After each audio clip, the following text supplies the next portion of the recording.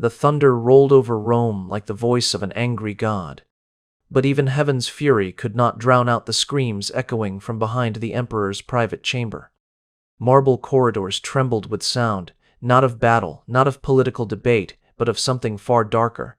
Senator Lucius Marcus stood frozen in place, a torch burning in his shaking hand, its light flickering across polished stone walls.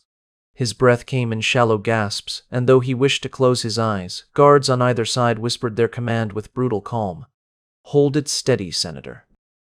The Emperor requires proper lighting." Behind that heavy door was no ceremony, no banquet, no meeting of state, only the breaking of innocence disguised as imperial privilege. A young girl, no older than 14, became not a daughter, not a child, not even a person anymore, but an entry in a ledger, a number in a book, a statistic in the empire's machinery of pleasure.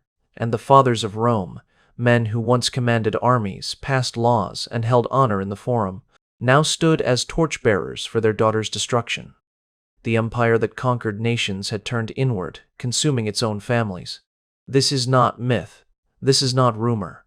This is history, the most horrific sexual practices of Caligula the Insane. When the death of Tiberius spread through the marble halls of Rome in March 37 CE, the city exhaled with a collective relief that felt almost like rebirth after decades of suffocation. For 23 long years, the empire had labored under the weight of Tiberius's paranoia, his suspicious glances, his endless trials of treason, and the silent corridors where whispers themselves could mean execution. The Senate had grown weary of walking on knives, the citizens had forgotten what joy in leadership felt like, and the Praetorian Guard looked for a new star to follow. That star appeared in the form of a young man whose very name evoked promise.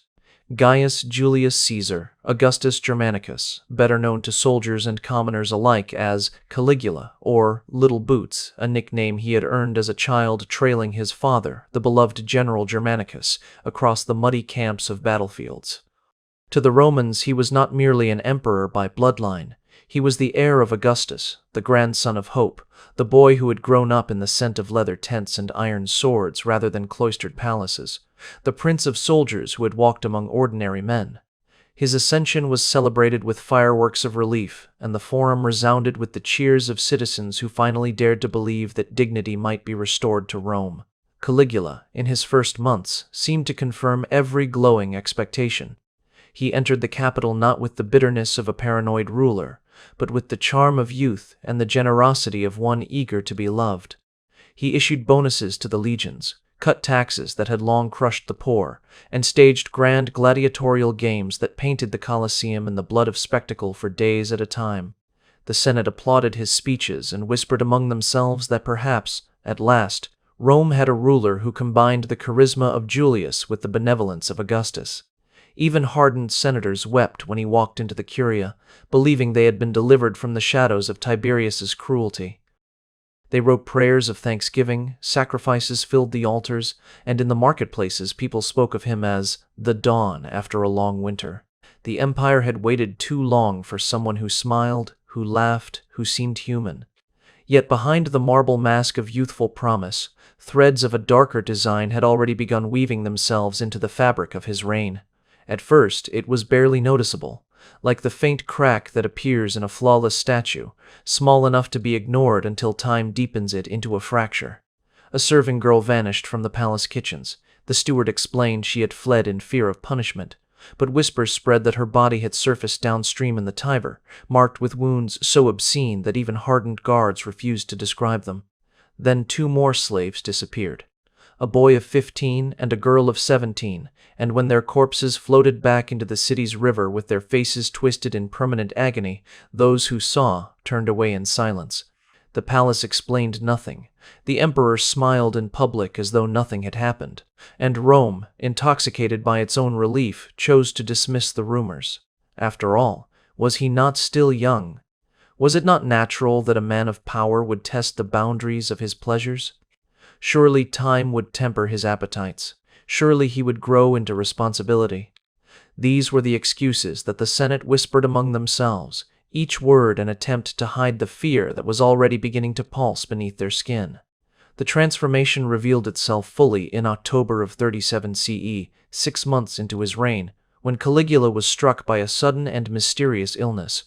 The entire empire held its breath as news spread of his fever, his delirium, and his body writhing between life and death. In every temple, priests sacrificed oxen and poured wine upon the altars, while common citizens offered prayers with trembling lips, begging the gods not to take their young ruler. Even hardened soldiers who had laughed at omens and mocked soothsayers found themselves whispering appeals to Mars and Jupiter, desperate for the survival of the man who had so quickly captured their devotion. When at last Caligula rose from his bed weeks later, pale but alive, Rome erupted in celebrations. Animals were slaughtered in thanksgiving, families hosted feasts in his honor, and the Senate proclaimed the recovery a miracle of divine intervention. Yet those closest to him swore that the man who emerged from his sickbed was not the same as the man who had first worn the purple. The fever had burned something within him, leaving behind not gratitude, but the cold conviction that he had touched death and returned immortal. From that day onward he no longer saw himself as mortal flesh bound by law and morality, but as a living god for whom the boundaries of human decency no longer applied. At first, his new appetites hid behind the glamour of palace banquets. Senators' wives began to receive invitations to dine privately with the emperor, invitations that could not be refused and which their husbands dared not question. Young boys from noble families found themselves granted the honor of serving in the palace, only to discover that honor meant rouge on their cheeks and silk draped across their bodies, transforming them into ornaments of humiliation. Still, the city looked away, murmuring that he was merely youthful, that indulgence would fade with maturity. But indulgence did not fade. It hardened into ritual. He began replacing the palace guard, not with men of honor, but with those who were chosen for cruelty, soldiers whose loyalty was secured by shared participation in depravity rather than the oath of military duty.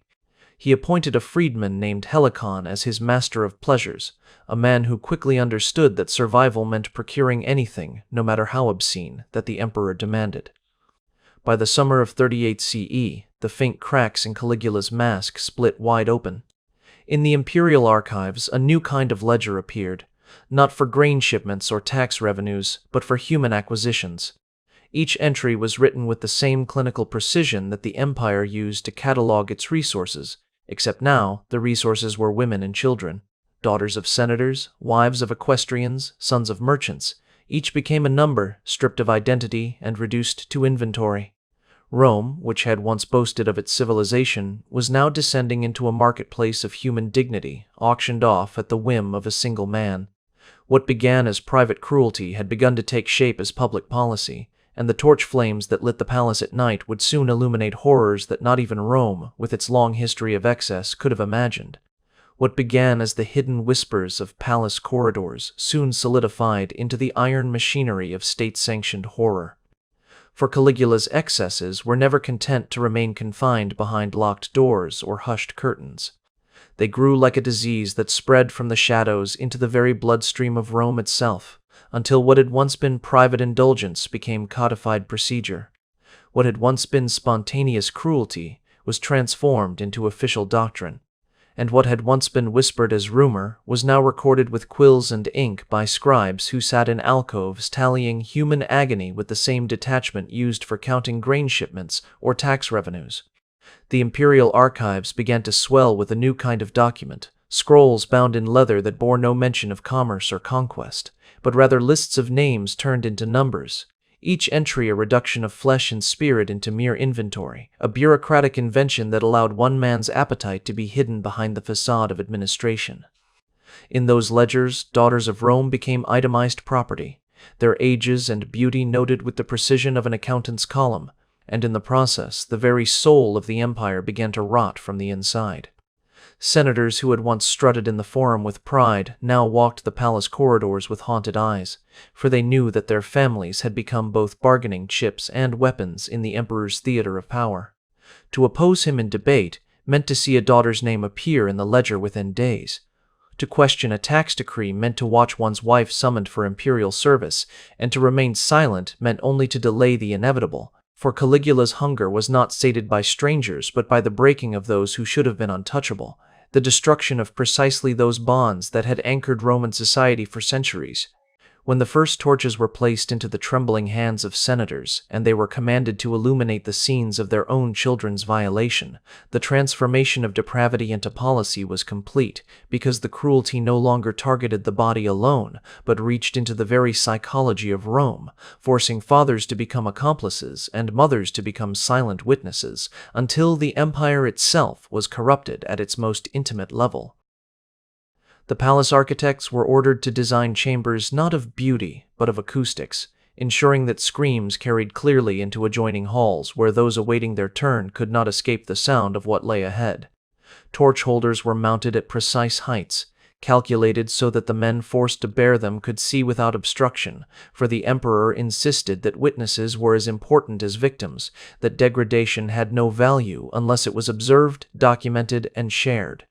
The guards drilled their duties with military precision, instructing senators where to stand, how high to hold their flames, how long to remain motionless, warning that a falter of the arm or a whispered protest would result in another daughter's name entered into the ledger as punishment. And so the most powerful men of Rome, whose ancestors had marched in triumphs and dictated the laws of nations, found themselves reduced to trembling torchbearers, their once commanding voices silenced into shallow breaths, their honor traded for survival. It was in this way that the Roman Empire ceased to be merely an empire of conquest and became an empire of internalized terror, because when the highest families were reduced to silence and compliance, what hope could there be for merchants or peasants or slaves? The city whispered of disappearances, of noblewomen who entered the palace never to be seen again, of sons from proud households who returned painted and perfumed, their identities erased, their childhoods sacrificed on the altar of imperial desire. Each story spread through the taverns and marketplaces like wildfire, but no one dared to confront it, because everyone understood that even speaking the truth aloud could draw attention, and attention meant inclusion in the ledger, and inclusion meant annihilation of dignity. The genius of Caligula's policy lay not only in the physical destruction of bodies, but in the psychological destruction of an entire society's willingness to resist, for by making the most powerful men complicit in their own family's suffering, he transformed them from rivals into captives, bound by the chains of their own shame and silence. The ledgers themselves, some fragments of which have survived in archaeological discoveries, reveal the clinical nature of this horror. They speak of acquisition dates, of compliance ratings, of classifications that sound like the vocabulary of trade rather than the record of human torment. Victims were described in terms of utility, their worth assigned according to beauty, age, or political significance, and the language itself stripped them of humanity, reducing them to columns and categories. Item 247, one entry reads, Female, senatorial class, restricted assignment. Behind that phrase lies a life shattered, a family broken, a father forced to stand and illuminate the unspeakable. But within the cold precision of those lines lies the true nature of Caligula's innovation. He had turned atrocity into administration, evil into efficiency, cruelty into a system that could be managed, scaled, and preserved. By the early months of 39 CE, the transformation was undeniable. What had begun as whispers in the night had evolved into a fully functioning institution of horror. The guards were trained, the architects had built, the scribes documented with tireless detachment, and the senators, the very men who had once sworn to defend the dignity of Rome, now shuffled through corridors holding torches that lit not only their daughters' torment, but the collapse of their civilization's soul. Private depravity had become public policy, and the empire had crossed a threshold from which there could be no return. Among all the degradations that Caligula unleashed upon Rome, nothing struck deeper at the marrow of society than his deliberate violation of the sacred bonds of family. Because while his early appetites had consumed the wives of senators and the daughters of merchants, his true obsession turned inward toward his own blood, toward the very sisters who had once walked beside him as companions in childhood, toward Drusilla, Julia Livilla, and Agrippina the Younger. Women who carried the lineage of Augustus in their veins and who, by virtue of their noble birth, should have represented the untouchable heart of Rome's dignity. To defile strangers was tyranny, but to defile one's own sisters in the full gaze of the Senate was something darker still, a spectacle designed not merely to gratify lust, but to announce to the entire empire that nothing was beyond the emperor's reach. not even the inviolable sanctity of Roman family life. This was the stage upon which Caligula chose to unveil the full scope of his madness, transforming incest into a political weapon, desecration into theater, and humiliation into the very liturgy of power. The moment of revelation came not in whispers behind locked doors, but in the blazing light of a public banquet attended by 300 senators, priests, and ambassadors from foreign kingdoms. The dining hall shimmered with golden lamps, musicians plucked strings to drown out the unease of the guests, and senators forced smiles upon their lips as platters of delicacies were carried past them, but the atmosphere collapsed into a suffocating silence when Caligula, reclining at the head of the table, reached for the hand of his sister Drusilla and drew her toward him in a gesture that shattered every law of Rome, every taboo of civilization, every boundary that centuries of custom had carved into stone. The room froze. Men stared into their cups, women gripped their goblets until their knuckles whitened, and the air seemed to vibrate with the knowledge that what was unfolding before them was not merely scandal but sacrilege. Then Caligula's voice rang out across the chamber, calm and deliberate, declaring, "My divine sisters, blessed by Jupiter himself to share my affection as Juno shares his." The invocation of Jupiter's incestuous marriage to Juno was no accident, for by invoking the mythology of Rome's king of gods, he transformed his violation into religious precedent, leaving the senators trapped between two impossible choices, to applaud sacrilege or to commit treason. And so they applauded, their hollow clapping echoing through marble halls as their daughters' fates were sealed by their silence. The bond between Caligula and Drusilla had been whispered about even before this night, for during the fever that nearly killed him in 37 CE, she alone had been permitted to remain in his chamber, tending to him while physicians and priests were dismissed. When he recovered, he proclaimed her not merely his sister, but his divine counterpart, elevating her into the quarters reserved for wives, and exiling her husband to a distant governorship that amounted to political exile softened only by distance. Their intimacy was no longer hidden, and as months passed, Drusilla became the center of his rituals, seated beside him during morning audiences when senators presented petitions, presiding with him at religious ceremonies where she was treated not as mortal woman but as priestess and consort, and forced into nightly humiliations that mocked every Roman value. Julia Livilla, fiery in spirit, attempted defiance until punishment silenced her, while Agrippina, cleverer and colder, buried her rage and bided her time, recording every indignity in memory like coins stored for future vengeance. But for the time being, resistance was futile, because Rome itself had become Caligula's stage, and his sisters were trapped as unwilling actresses in his theater of desecration. When Drusilla became pregnant, Caligula's mania reached its apotheosis. Standing in the Senate, clad in purple and gold, he proclaimed that the child in her womb was no ordinary life but the son of a god, his heir destined to rule both heaven and earth. The senators, whose voices had once shaped empires, now bowed their heads in ritual obedience, voting decrees of honor for an unborn child conceived through incest and paraded as miracle. Priests offered sacrifices in the temples, citizens were commanded to pray for the health of the infant, and the city that had once prided itself on law and dignity now celebrated the violation of its own moral foundations as divine spectacle. Yet fate intervened. In June of 38 CE, Drusilla died suddenly, some whispering of complications in childbirth, others of poison delivered by hands too weary of humiliation to endure more. But the truth, like so much of Caligula's Rome, was buried with her. His grief, however, did not soften him. It shattered the last fragile boundary of his humanity. He declared her a goddess, ordering temples to be erected in her honor, commanding oaths to be sworn by her divinity, and demanding that the Roman people worship the woman he had destroyed, enshrining victimhood itself as state religion.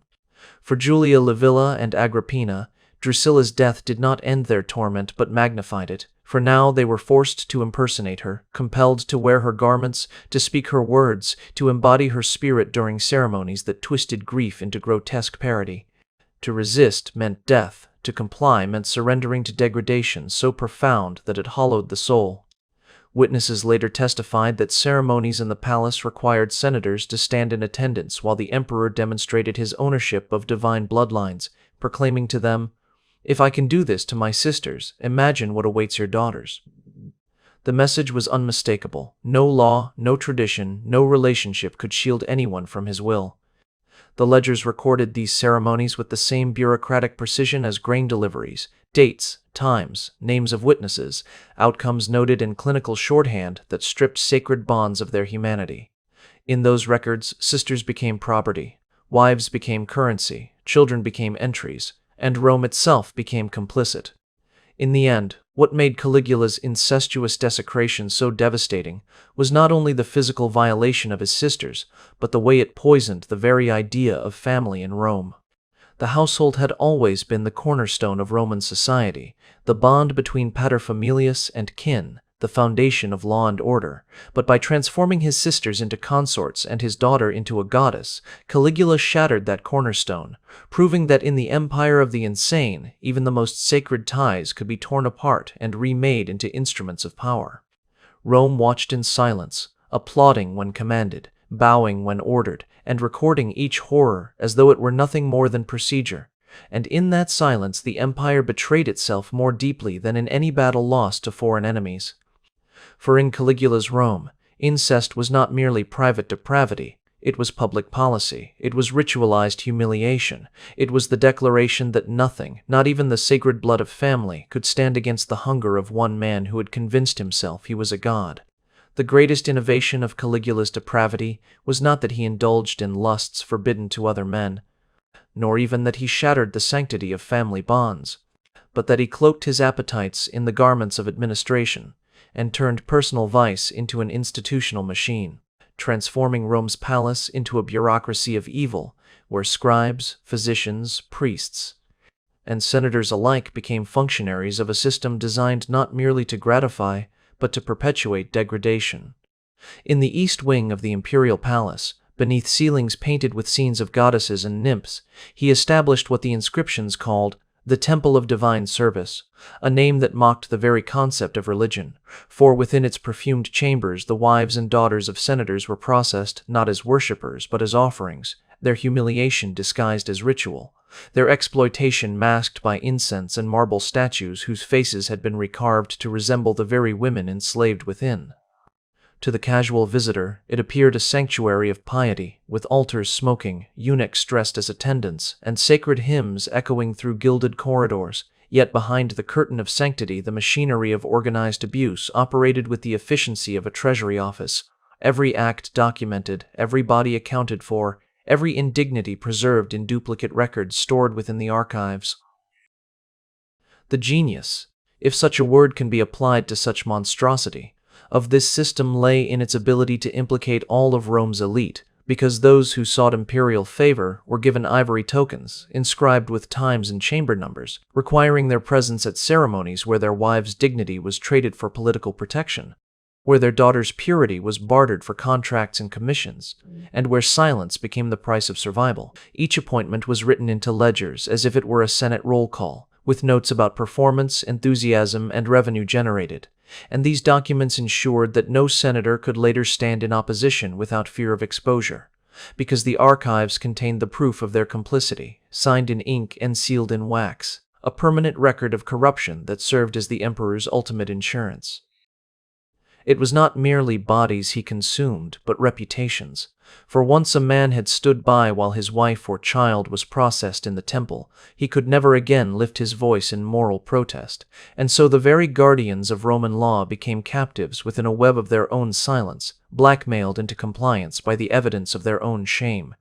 Even this institutionalized exploitation did not satisfy Caligula's hunger, for his imagination sought not only to consume the present but to guarantee the future supply of victims, and thus was born the breeding program, a horror that reduced human reproduction to industrial process.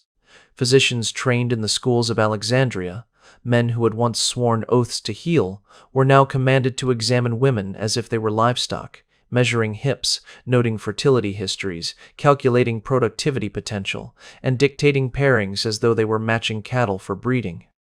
Young women of senatorial class were assigned to soldiers, gladiators, or even foreigners, according to what combinations promised strength, beauty, or exotic features. And these unions, forced beneath the gaze of guards and scribes, were recorded with clinical detachment in ledgers that tracked conception probabilities and infant outcomes. Pregnancies were monitored with obsessive precision, diets prescribed, movements restricted, miscarriages punished, births recorded as inventory rather than miracles. And the children born into this nightmare were seized from their mothers to be raised according to imperial classification: boys of strong frame designated for military training, delicate-featured boys prepared for palace service, attractive girls assigned to future temple work, and less favored children relegated to manual labor. Families were erased, replaced by categories, bloodlines dissected into functions, and the natural act of childbirth transformed into a mechanism of systematic servitude. Yet perhaps the most grotesque of these bureaucratic perversions was the transformation inflicted upon noble boys, the heirs of Rome's proudest families, who were seized not for the battlefield, but for feminization, trained to serve as painted ornaments in Caligula's palace. Within the north wing, chambers lined with mirrors forced these children to witness their own metamorphosis, as attendants bathed them in scented oils, plucked away their boyhood, and dressed them in silks that mocked their lost identities. Hair was braided with flowers, faces powdered into masks of submission, voices trained to rise in higher registers until they cracked with strain, and movements rehearsed until they glided not like soldiers but like courtesans. Their former names, Marcus, Lucius, Gaius, were erased from the rolls and replaced with Flora, Lily, or Rose, floral mockeries meant to sever them from their lineage. In the archives, they were not described as sons of Rome but as male attendants, each with assessments of beauty, grace, and obedience, each reduced to merchandise presented on platforms where senators themselves were forced to select and rank the children of their peers. To resist was to face public punishment, to comply was to endure degradation, and in either case, Rome's future fathers were broken before they reached manhood, their dignity extinguished in the glare of torchlight reflected on mirrored walls. The ledgers of this era, fragments of which have survived, revealed the chilling precision of a society that had surrendered its conscience to procedure. They list not only the names and ages of the enslaved, but their classifications, their assignments, their revenue generated, and even marginal notes suggesting optimization strategies, as though human agony could be improved by administrative efficiency. One annotation recommends increasing inventory before festival season. Another praises the higher revenue of younger categories. A third notes the compliance benefits of narcotics administered to resistant subjects. Such language exposes the true horror of Caligula's system, not simply that evil was committed, but that it was committed with the cold rationality of a bookkeeper, as though suffering itself were an economic resource to be maximized. By the end of 39 CE, the palace no longer resembled the seat of an empire, but a vast factory of exploitation, with departments for procurement, processing, classification, breeding, and training, each operating with the precision of military logistics. The guards ensured acquisition, the physicians ensured functionality, the scribes ensured documentation, and the senators ensured silence. Private depravity had evolved into public institution, and the family, the sacred cornerstone of Roman life, had been dissolved into categories of utility, revenue, and compliance. In Caligula's Rome, nothing was sacred, not birth, not lineage, not childhood, not even the sanctity of gender, for everything could be rewritten, reassigned, and reduced to ink on parchment. And while the people of Rome still dined, traded, and worshipped in temples, the true empire was being recorded in ledgers that transformed flesh into figures and suffering into statistics. A chilling bureaucracy that ensured evil did not merely happen, but endured. If there was any single ritual that epitomized the collapse of Rome's dignity under Caligula, it was the invention of the torchbearer's duty, a practice so cruel in its conception and so devastating in its execution that it turned protectors into accomplices and fathers into unwilling participants in their daughters' annihilation. To hold the torch outside the emperor's chamber was not merely to provide light, it was to illuminate the most intimate horror while standing motionless, forbidden to intervene, forbidden even to look away, condemned to serve as the silent witness to a crime that shattered both protector and protected in one unbearable stroke. Summons would arrive at dawn, bearing the seal of the imperial office, instructing the senator or magistrate to appear at the palace with his eldest unmarried daughter and to prepare himself for illumination duty. The language was bureaucratic, the style detached, yet behind those lines lay the certainty of ruin. Refusal meant not only death for the father but annihilation of the entire family line, brothers executed, wives enslaved, children scattered among soldiers. and thus compliance was not a choice but a sentence, a ritual designed to remind every man of power that survival meant complicity. The corridor where these fathers waited stretched like a tomb, 50 feet of marble lined with iron sconces where torchbearers stood in precise intervals, each placed at a measured distance so that when the chamber doors opened, their flames would fall exactly upon the bodies of the victims inside. The architecture itself was a weapon, for the builders had been instructed to design sight lines so clear that no father could escape the vision of his own child's destruction. Guards patrolled the corridor, reminding men to keep their arms steady, warning that faltering would bring harsher punishment. Some fathers recited verses of Virgil under their breath to distance their minds. Others calculated mathematical problems to escape into abstraction, yet nothing could silence the sounds that carried through the oak doors, the muffled cries, the breaking voices, the whispered mockery of the emperor. And so these men, whose ancestors had once commanded legions, now stood like statues holding torches that burned brighter than the honor they had already lost, reduced to shadows of themselves as their daughters disappeared into rooms from which they would emerge broken and forever altered. Graffiti scrawled on the waiting walls by trembling hands testified to the agony that filled those corridors. "We are the damned who breathe, the dead who walk," one senator wrote, his message carved into stone where it remained for centuries. Another scratched the words, "May the gods forgive what emperors compel." These fragments, found by archaeologists in later ages, reveal not resistance but despair, the desperate need of men to leave behind proof that they had been forced into complicity, that their silence was not voluntary, that their torches had illuminated nightmares they could not prevent.